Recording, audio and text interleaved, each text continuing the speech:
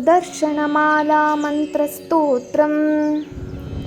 अस्य श्रीसुदर्शनमाला महामन्त्रस्य अहिर्बुध्न्यऋषिः अनुष्टुप्छन्दः सुदर्शनचक्ररूपी श्रीहरिर्देवता आचक्राय स्वाहेति बीजं सुचक्राय स्वाहेति शक्तिः ज्वालाचक्राय स्वाहेति कीलकं श्रीसुदर्शनप्रीत्यर्थे जपे विनियोगः करन्यासः आचक्राय स्वाहा अङ्गुष्ठाभ्यां नमः विचक्राय स्वाहा तर्जनीभ्यां नमः सुचक्राय स्वाहा मध्यमाभ्यां नमः धीचक्राय स्वाहा अनामिकाभ्यां नमः संचक्राय स्वाहा कनिष्ठिकाभ्यां नमः ज्वालाचक्राय स्वाहा करतलकरपृष्ठाभ्यां नमः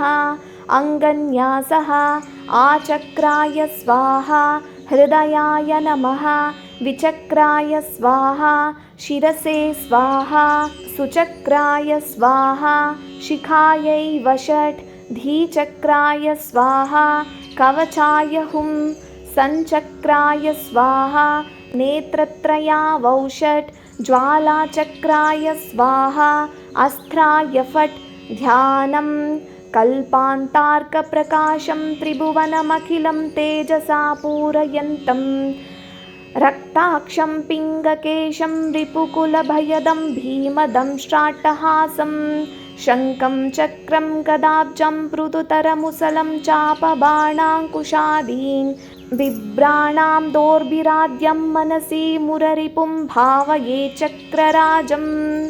अथ मन्त्रम्। ॐ श्रीं ह्रीं क्लीं सहस्रारहुं फट् स्वाहा।